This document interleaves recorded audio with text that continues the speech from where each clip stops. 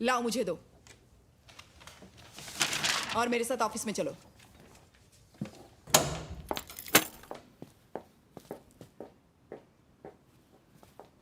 अरे आ गई।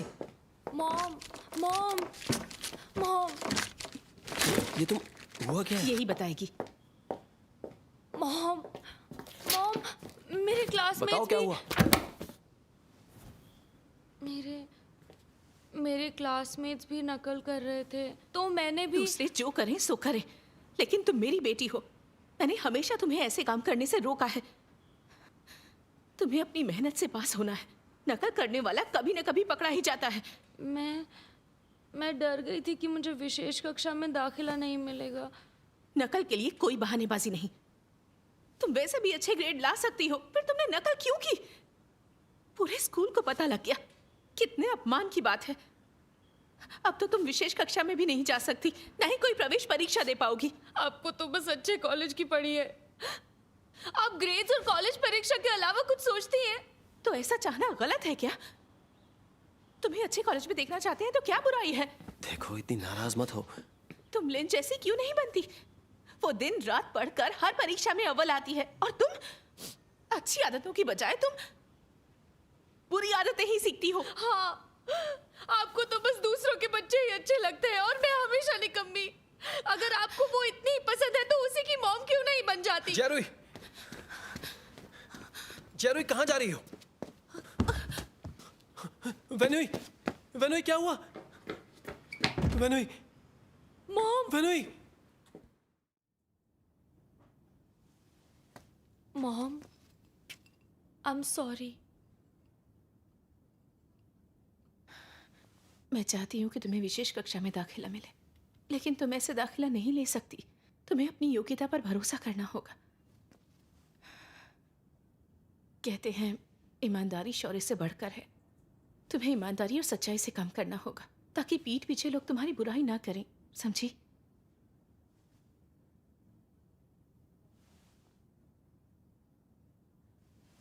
आओ, यहाँ बैठो। मैं जानती हूँ मेरी सख्ती से तुम्हें तकलीफ होती है। पता है, मैं और तुम्हारे पापा दोनों गरीब परिवार से थे। हम कभी कॉलेज नहीं जा पाए। मेहनत करने के अलावा हमारे पास कोई विकल्प नहीं था। मैं नहीं चाहती कि तुम भी वही सब झेलो।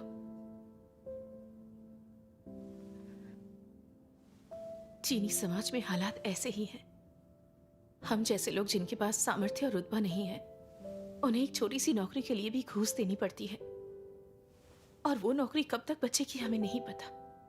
अपनी नौकरी बचाए रखने के लिए सरकारी अफसरों और नेताओं को तोहफे देने पड़ते हैं। तुम्हारी भलाई के लिए ही मैं तुम्हें पढ़ने के लिए कह रही हूं। अगर तुमने अभी तकलीफें नहीं सही तो भविष्य में ज्यादा दुख उठाने पड़ेंगे। चियारुई, तुम्हें अच्छे कॉलेज के लिए परीक्षा देनी ही होगी। ऐसी नियति से बचने का यही एक रास्ता है। मॉम, मैं समझती हूँ।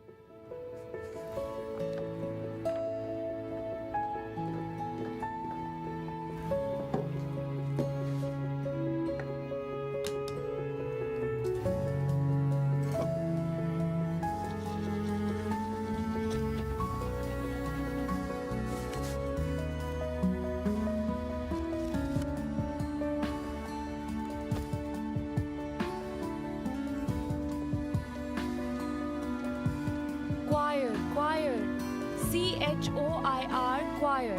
Chord, chord.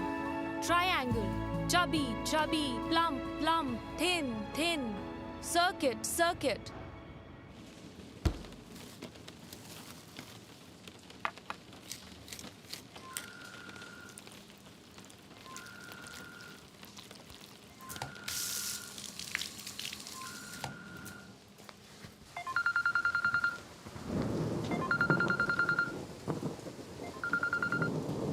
Hello. Hello, Wenhui ji. एक बुरी खबर है। खदान में होंग बिंग का एक्सीडेंट हो गया है। उनकी जान खतरे में है। आप तुरंत हॉस्पिटल आ जाइए। Hong Bing.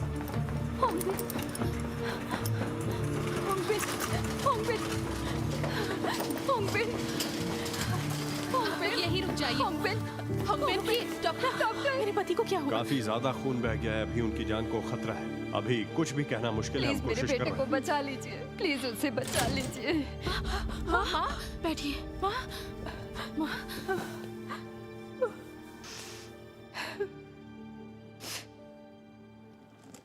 चियारुई को कॉल करो, कहो पापा से मिलने यहाँ आ जाए, कहीं कुछ उन्होंने। माँ, लेकिन 2 हफ्ते बाद जियारुई की परीक्षा है। अगर उसे एक्सीडेंट का पता चला तो उसकी पढ़ाई का क्या होगा? क्या परीक्षा पिता की जान से ज्यादा जरूरी है? होंगबिन को अगर कुछ हो गया तो?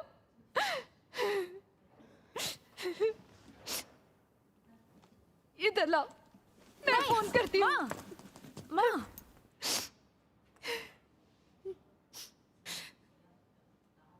माँ, माँ, हम उसे फोन नहीं कर सकते।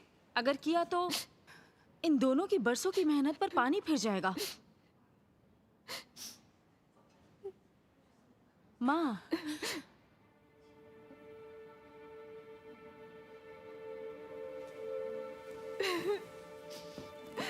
माँ, रोना बंद करो, उदास मत रहो।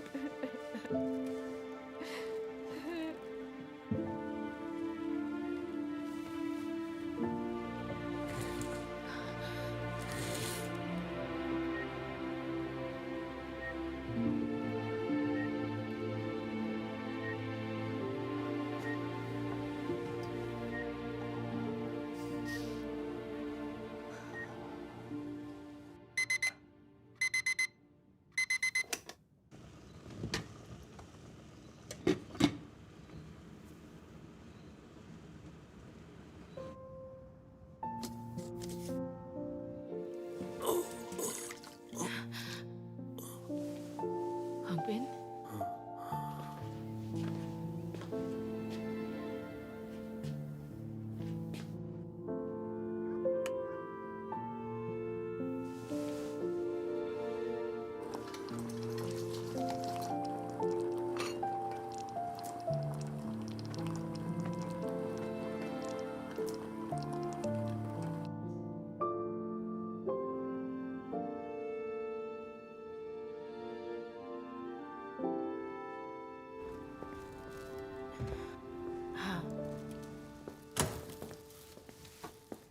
वो जल्दी रिकवर नहीं कर पा रहे हैं।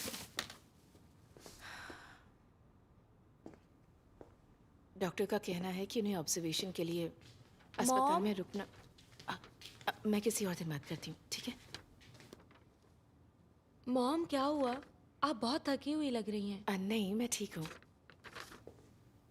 तुम्हारा मॉक टेस्ट तो अच्छा रहा। हाँ, टीचर ने कहा मुझे अपनी सामान्य प्रतिभा से भी नामी यूनिवर्सिटी में दाखिला मिल सकता है। आजकल डैड इतना ओवरटाइम क्यों कर रहे हैं? तुम्हारे डैड ने कहा है परीक्षा नजदीक है, इसलिए खूब पढ़ाई करो और नर्वस मत होना।